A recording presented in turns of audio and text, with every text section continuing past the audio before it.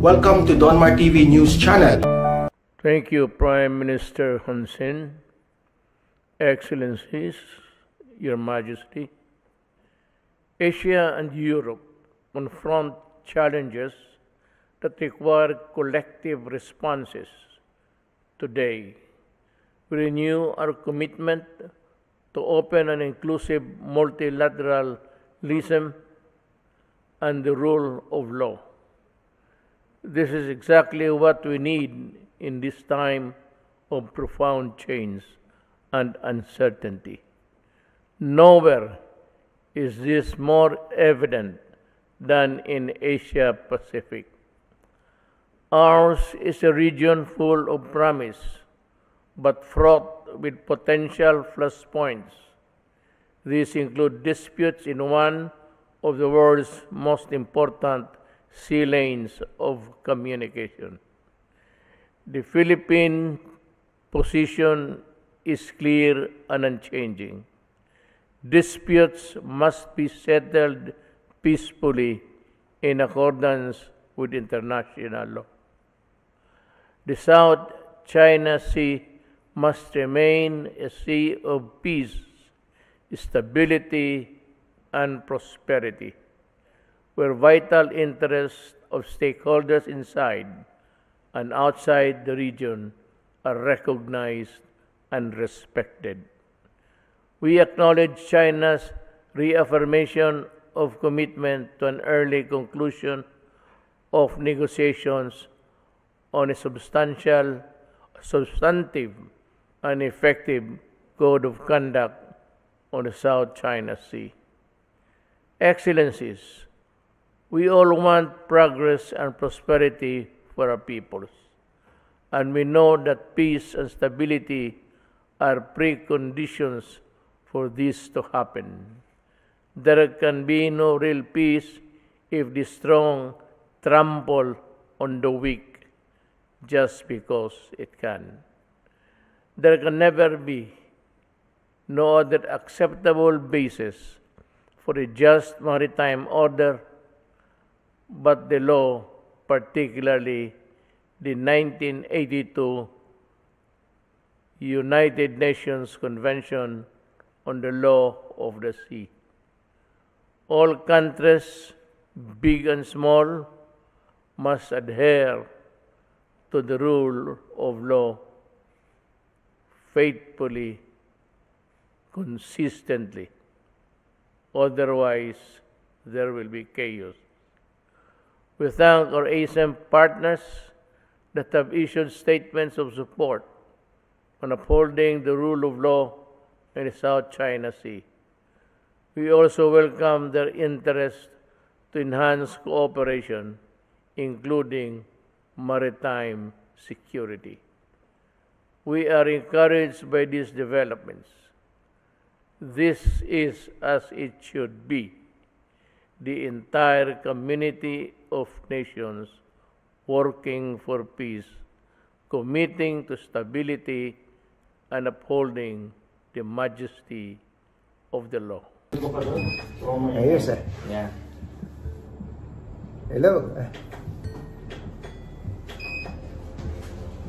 Pinasok ko lahat nitong studio ni Presidential Aspirant Bongbong Marcos.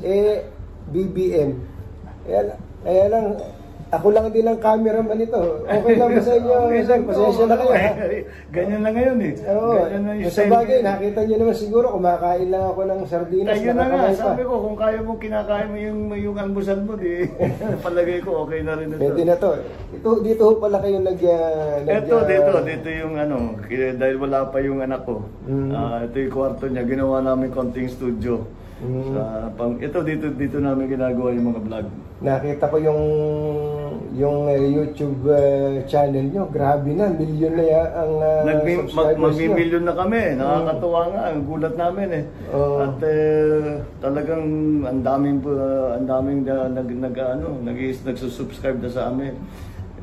Proud na nga kami nung nag-100,000. Hindi namin akalain na abot kami sa 1 million. Siguro for perspective lang. Kasi may mga nagsasabi sa akin, Senator, na ako daw ay bayaran ni BBM. Tapos, daw, yun daw nagkikater sa mga event nyo. Ako. Oo, nagulat nga ako doon. Sabi ko, grabe naman sa mga tao. Kayo na nga magsabi.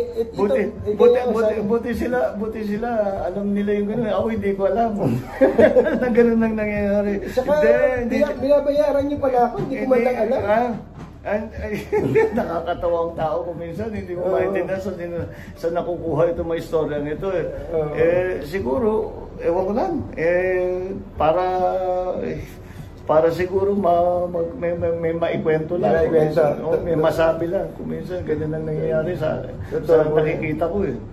Grabe po, kahapon maikwento ko lang sa inyo.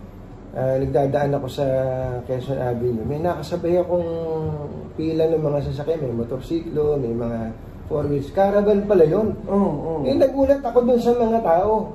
Meron pong nakipagkwentuhan sa akin dahil na traffic. Sabi niya, hindi kami bayad Kasi meron pong ganung pinapakalat na nagbabayad daw kayo ng mga tao para sa mga caravan. Ang katotohanan dyan, marami doon sa mga rider na mga motor, mga grupo, gusto nga gumawa ng ganyan, galing ng Ilocos, pupunta sa kung saan, basta din buong bansa. Sinabi namin, huwag niyong gagawin yun. Dahil, siyempre, hindi tayo dapat nagpapasikat ngayon dahil hirap ang tao ngayon. So, pero tinuloy pa rin nila. Tinuloy pa rin nila. Hindi kami part ng organization, wala kaming nabayaran doon. Kaya nakakataba talaga ng puso dahil hindi namin sinuggest sa kanila, hindi namin sinabi na ito yung dapat yung gawin. Itong budget para meron pampalakad kayo. Walang ganun. Kaya naiba talaga itong nangyari dito sa caravan. Siguro sa akin palagay, kaya nangyari yung caravan na yan dahil bawal na yung rally, bawal na yung yun na lang ang pwedeng gawin. Pero so kanya-kanyang gastos talaga yan. So may grupo-grupo, nag-organize sila ng grupo. Tapos sila toka-toka. Tapos yung mga maliliit na grupo, nag-organize sila, nag-synchronize sila, nagsasama-sama sila para maging marami yung naging caravan. Senator, ito po ay parang buong Pilipinas nangyayari. At kahapon po may nakita rin ako yung sa Abra Bridge ba yun? Oo. Nakita niyo ba yun? Oo, pinuno nila yung lugar. Sabi ko, hindi ka, baka bumagsak yung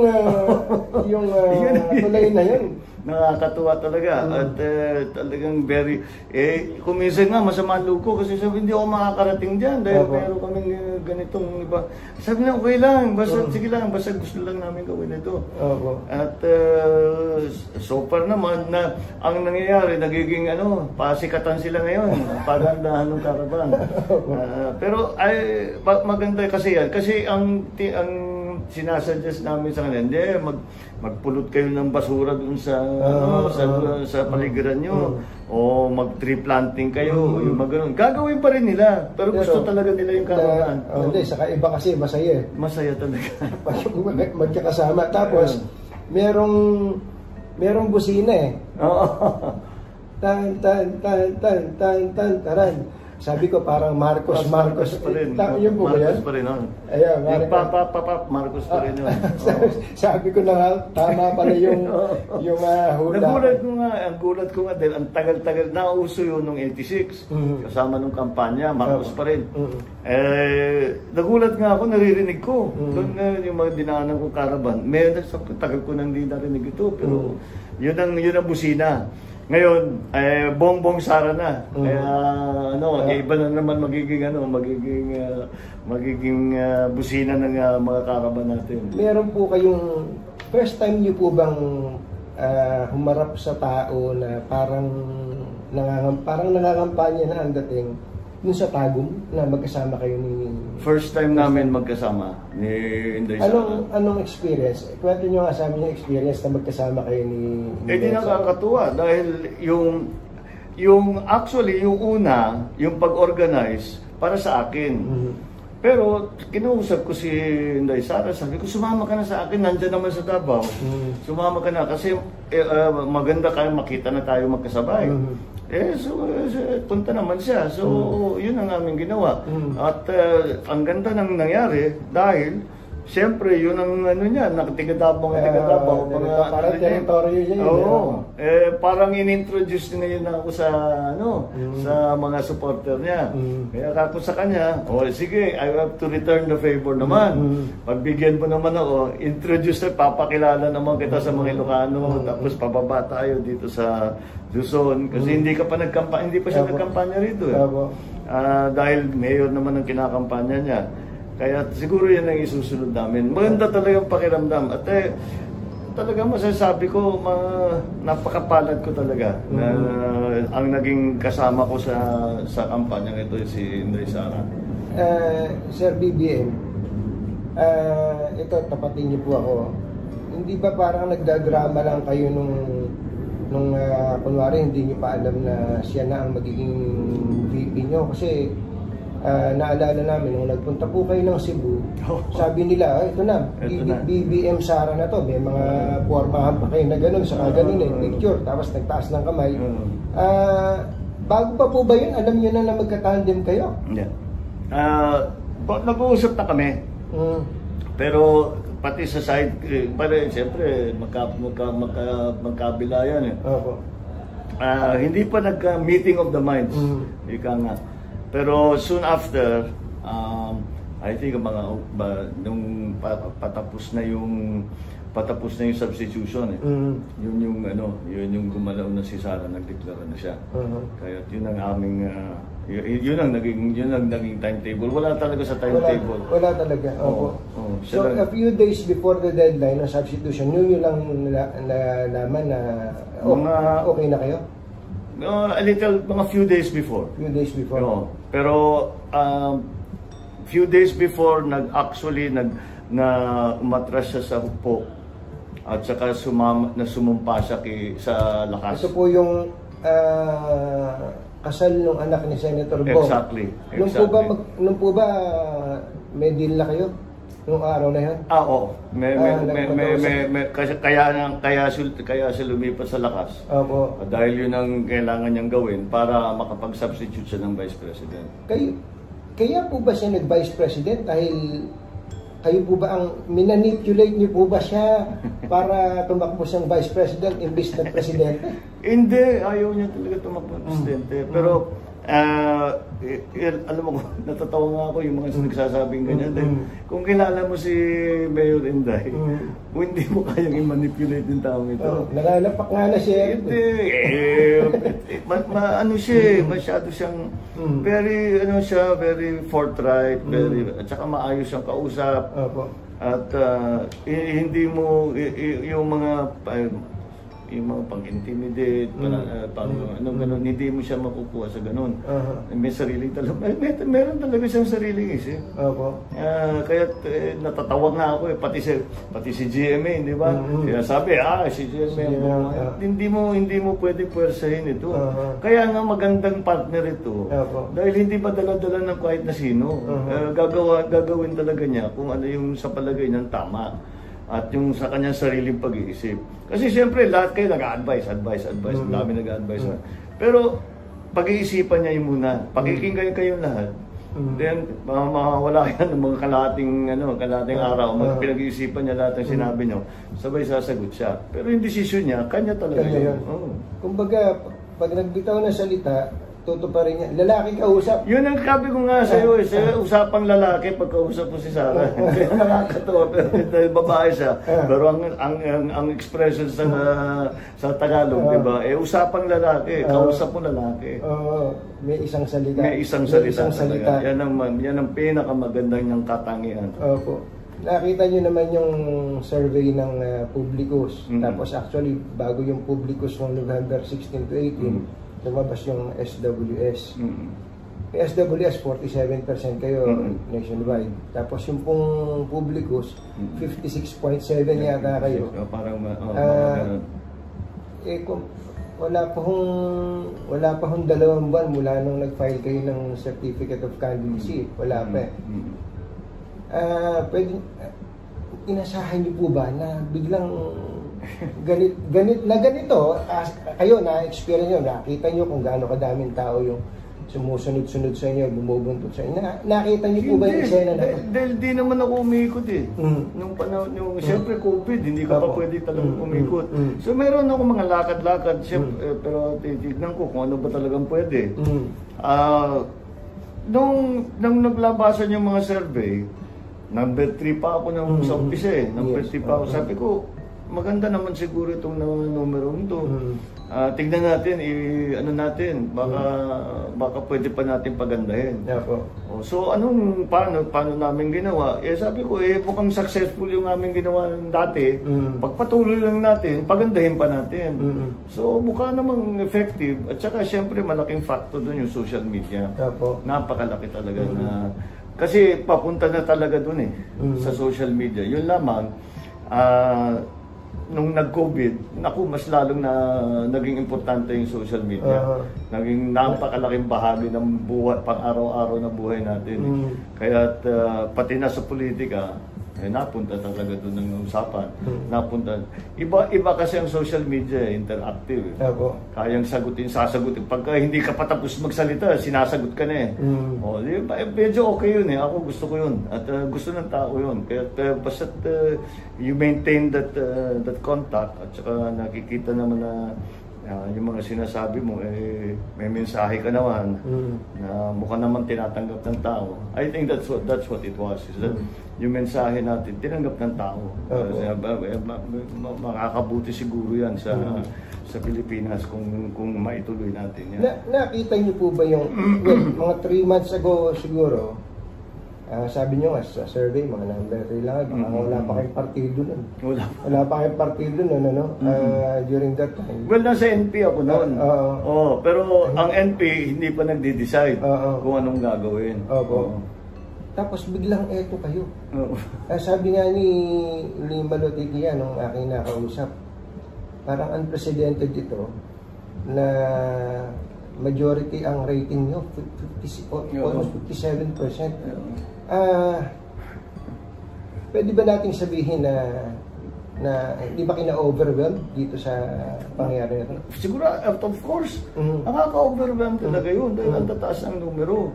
Siyempre, may element doon sa hindi ko naman kasi iniisip mo, yung ginagawa mo, patataasin natin yung numbers, dahan-dahan yung aakyat, dahan-dahan, bawat 1 point, naku, tatrabahuin mo na gusto yan. Pero hindi ganun ang nangyari. Kaya medyo na-overwhelm na kami ba't biglang nagkaganito. So hanggang ngayon, ina-analyze pa namin kung ano ba talaga, pinag-aaralan pa namin kung ano ba talagang naging mga factor dyan kung ba't nagkaganyan. Ito po yung isang tanong. Sabi nga na iba, hindi kaya masyado kayo maagang nag-peak. At ang mangyari naman sa mga susunod na pag-aos-dos kayo, hindi ba kayo natatakot sa ganun? Meron siyempre talaga. Pero may dalawang parang boksingero yan Sinasabi, huwag ka mag-peak na masyado maaga. Kasi pagdating mong laban, mahina ka na. Hindi na kayo yung pinakamalakas mo. May ganon. Meron man nagsasabi, patulugin mo na para tapos na.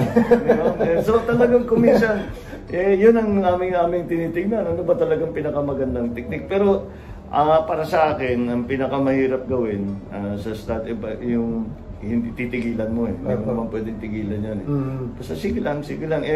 May plano naman kaming maganda. So sabi ko, lahat ng mga pangyayari, hindi natin ini-expect. Huwag kayong mataranta, basta sundan lang natin yung plano. Huwag ka mapadivert dun sa mga pangyayari na yan. These are all diversions. Huwag kang mag-aksay ng panahon dyan. Yung pong mga banat-banat sa inyo, of course, alam niyo naman yung mga recent developments ngayon, tingin niyo nakakatulong pa sa inyo yan? Somehow? Ganito na lang ang ko dyan. sinasabi ko, ako binabakbakan ako ng gusto. Sabi ko, mabuti yan. Ibig sabihin, ako yung nangunguna. That's always a good sign. Kasi kung kandidato ka, bibirahin mo yung nangunguna. So okay lang sa akin yun. Matagal na ako sa politika. Sanay na rin tayo dyan. At kagaya ng sabi ko, yun na nga yung sinasabi ko sa staff. May maganda tayong plano, pagpatuloy lang natin, tama yung ating ginagawa, nakita niyo naman ang resulta. Huwag lang natin, huwag magpanik, huwag ka masyadong masaya, wala pa, matagal pa to. Huwag kayong pag kami nangyari, huwag kayong malungkot. Sige lang. Actually, mula ngayon, November 22 ngayon, practically 6 months pa po ang... 6 months. Tanggalin mo na siguro yung Pasko. Mga 5 months. Mga 5 months. Mahaba pa rin yun. Meron na po ba kayong commercial? Meron na. May ad na ako. Meron na. Ilalabas na lang? Ilalabas na. Pero hindi pa, para lang babati ng Pasko halos. Parang ganun. Hindi pa yung pangkampanya. I just want to make people understand na iniisip pa rin natin sila at yung kalagayan ng hindi lamang ng Pilipinas, lalo ng mga Pilipino, nandyan pa rin. Yun talagang aking binibigyan ng pansin. Ano ba talagang gagawin natin dito sa krisis na ito? Kasi walang silbi yung mga ibang usapan yung talagang alam mo, lagi ko nga sinasabi sa mga hinihingian ko ng tulong, sabi ko, alam mo, pag bumiyahe ka sa Pilipinas, kahit saan ka pumunta, kahit saan ka tumingin, may iyak kawawang-kawawa na talagang mga tao masyadong walang pera, walang trabaho, at saka yung pagod na. May solusyon kayo sa lahat ng yan? Hindi ko sasabihin mo sa may magic akong gagawin na maayos na. Pero matagal ko nang pinag-aaralan ano ba dapat gawin. Kinakausap ko yung mga malalaking korporasyon para sa ekonomi. Pinakausap ko yung mga agriculture, kinakausap ko yung mga magsasaka, yung mga labor group, mga transport group. Kasi kasama lahat yan sa pag-ahon natin kailangan natin lahat yung lahat ng mga sektor na yan. Kaya tinatanong ko sa kanila, ano ba talagang problema? Ano ba talagang kailangan ninyo? Anong magawa ng pamahalaan na mabuhay ulit yung industriya mo, whatever, yung sektor mo? Halimbawa, yung mga nagpapasada, isipin mo yung mga dinadaanan nila. Yung mga sari-sari store, medyo bumabalik-balik na. Medyo bumabalik-balik na. Pero yung mga ibang maliliit na negosyo, yung mga barberia, yung mga talyer, yung mga small time lang na yun talagang tinamaan ng gusto. At saka lubog na sa utang yan. Hindi lang umutang yan, nag-5-6 pa yan. Kaya't ang nakakaawa talaga. Kaya't yun ang dapat natin, wag na natin masyadong iniisip yung ibang bagay. Yan lang. Of course, hindi natin maiwasan na nasa panahon tayo ng politika. Pero wag natin kakalimutan na sa gitna pa rin tayo ng pandemya. Kailangan pa rin natin solusyonan itong kalagayan natin. Alam nyo, alas 11 na pala. Alas 11 na pala. Alas 11, hindi lang natin namamalayan. Alam namin, dati, siguro, gaya ko nga nang binanggit ko kanina, mga 3 months ago, kahit paano, kayo pa siguro labang mag-i-interview sa akin. Ngayon, talagang katakot-takot ang gusto mag-interview. Pinagbigyan niyo ako yung nagpapasalamat. Pero bago ko kayo pakawalan, tatanong ko, ito, baka sabihin ng mga nanonood, iniwasan ko itanong. Tatanong ko, kayo po ba handang magpa-drug test? Okay, ikaw na mag-scoop. Bibigay ko yung resulta ng drug test ko na kinuha ko kaninang umaga. Nasa PIDEA na. Meron na po? Tapos na. Ganun po? Totoo po ba? Uy, scoop to! Pag-iirang pa Saan po kayo nagpa-drug test? Sa hospital. Po. Kasi nananawagan ako, sinasabi ko, lahat pagkatapos ng salita ni Pangulo, sabi ko, di lahat tayo pa-drug test. Di nanahan ko na. So ako nauna. Kaninang umaga pa? Mariano kain doon. Nakais ko pa. Sir, maraming salamat sa scoop. Thank you so much. Pwede po bang imbitahan yung mga kababayan natin panoorin itong usapan natin na ito? Oo, ating mga kasama, lahat ng mga ating mga kaibigan. At manood kayo dito sa aming mga kaunting satsatan at chismisan. Maraming salamat. Magandang gabi. Gabing-gabi na. Oo, gabing-gabi na. Kaya lang, sinabi sa akin, nagpa-drug test kayo, dinala sa PDEA. Ano po ba result? Para lang, alam ko naman, para manggaling na po sa inyo yung diretso. Wala, syempre negative. Ayun. Sinabi ko lang po yun. Sabi ko, alam ko naman yung sagot. Pero masarap na marinig ka direct from the man himself. Sir, thank you so much. Thank you. Salamat. Salamat po sa ulitin. Sana pagka dumating ang araw, ma-interview ko pa rin kayo, ha? Sige. Opo. Thank you po. Thank you. Thank you. Napakaswerte ko naman ng Senate. Kasi papahilan namin pero gagawin namin ano lang eh. Thank you, Senator. Salamat. Thank you. Salamat.